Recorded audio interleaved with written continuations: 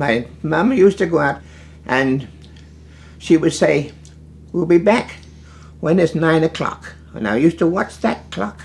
And when it came round to 9 o'clock, lo and behold, the door would open and there they were. And that's nearly 100 years old, that clock.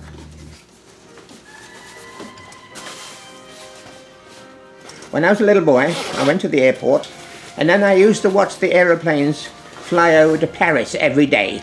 When I said that, that's my life. I'm going to be there. I'm going to spend all my time in aeroplanes and working all over the world. My name is Norman Ethridge, and I'm 89 years old.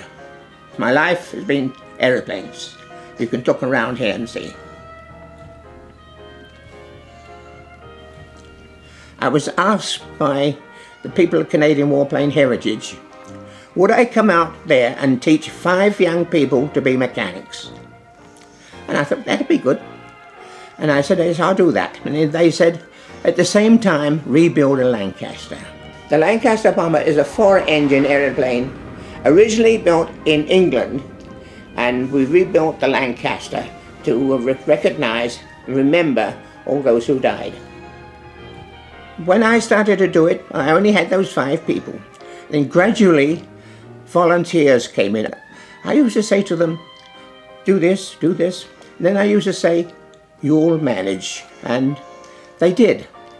We started in 1983, and we got the first test flight in 1988. This hat is the crewman's hat. And this little badge here, it means I'm a member of the Lanc Support Club. This beer was given to us by the manufacturer who is sponsoring the airplane going to England. It's a very good beer. I don't drink it, but it's a very good beer.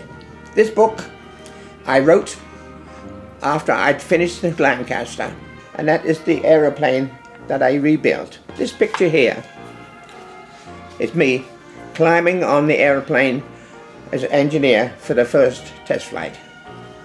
This picture is the lineup for the first flight. That is myself there.